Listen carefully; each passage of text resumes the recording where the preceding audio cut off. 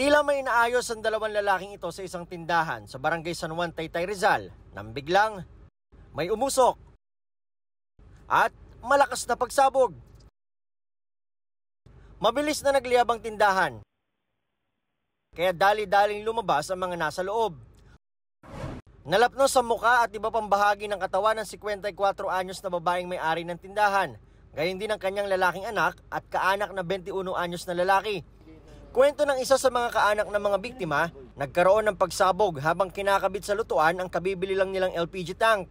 Hindi po nila alam kung may leak kasi talagang malakas yung yung lumabas na mga gas. May mga katabi pong na nagluluto din na mga buhay na yung apoy.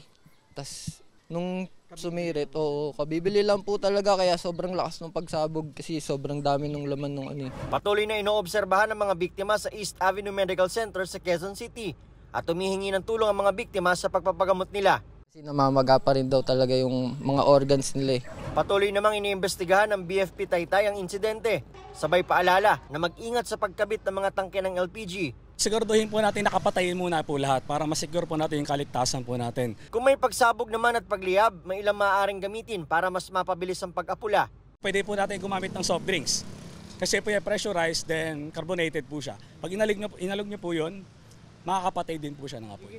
Ang ginamit ng bumberong nakatira lang sa lugar kaya nakaresponde agad, tubig na may halong dishwashing liquid. Ang purpose po nun ay may blanket po natin yung pinagmumula ng apoy.